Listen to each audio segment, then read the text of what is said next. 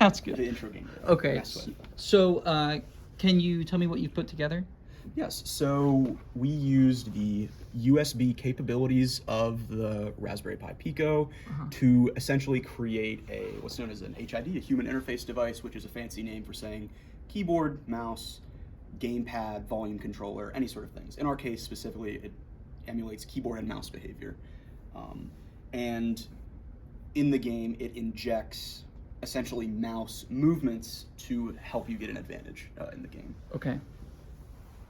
So, first thing, if you plug it in, it can also inject like keystrokes, like USB, or like a USB keyboard. It can inject keystrokes into it.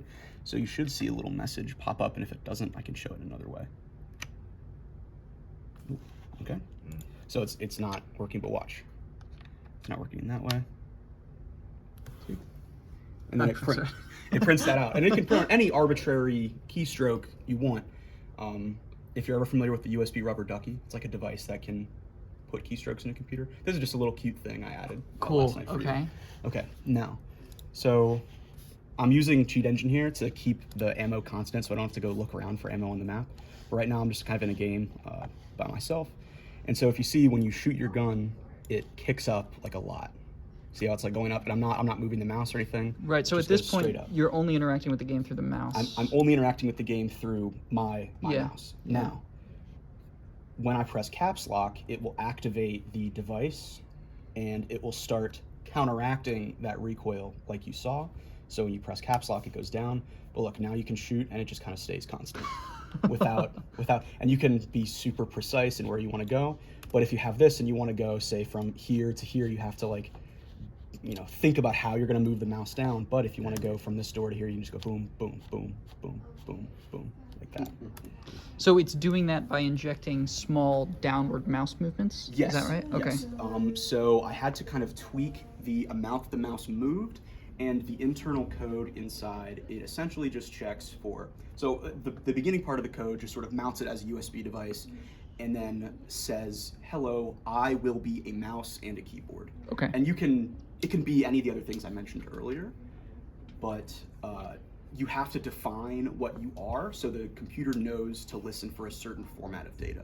Because if you say I'm a keyboard, but you send, like your Xbox controller, it won't understand what that data format is. Okay. Yep. And once it kind of mounts that, then it essentially listens for sending and receiving information on the USB bus. So it'll send the keystrokes or the mouse movement, and then it'll listen for, because caps lock, it kind of like announces to the whole system, like, hey, caps lock is on. And then this, as a USB device, will receive that and change its state accordingly. And inside, there's a little routine just called the aimbot task that runs. So there's 4 tasks. There's the tiny USB task.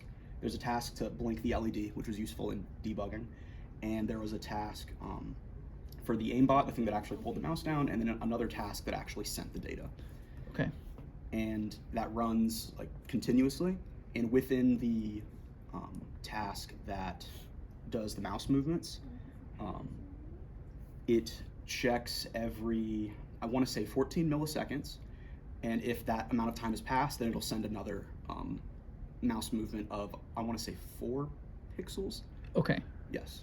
So, and I had to tweak that specifically to the mouse and to the computer. Sure. So if it were a different system, might have to tweak the parameters a little bit. So if you turn on the aimbot and you don't shoot the gun, will we see it track down a little bit? Yes. So can we see that? Okay, so that movement is purely being injected by... Purely being injected by the Pico, yes. Okay. And I don't know if it was in the video, but you can have bidirectional communication, but inside the SDK itself, there was something that broke when the tiny USB package tried to do that. So that functionality isn't there yet. Okay. Very cool. And would you want to try it? Yeah. Just kind of see, like, if you just kind of hold down here, you'll see, like... Sure. You want to take that? Yeah. Okay. So let's see. So I'm going to aim for the door without it enabled. Mm-hmm. It just climbs up. And you can try to, like... I'm going to try to keep... It's really tricky. Yeah, it is. Okay. So now, let me turn this on. Oh, wow. That's really nicely tuned. And it's not perfect. I can't remember if it climbs or doesn't, but it's very, very. But it's slow. Yeah. And with it on, I can change where I'm pointing really precisely. Yeah. And now I'm going to turn it off. That's really cool. Awesome. So the caps lock is not changing anything on the host computer. It's changing the state of the Pico. Yes. Yeah. So like caps lock, num lock, and scroll lock, it kind of announces that to all the devices. Because let's say you have something else connected to it, that when caps lock is on, it changes the state of that device. Right. So it kind of, it's a way to announce a change from one thing to something else. Interesting. Very cool. Awesome. Thank you, guys.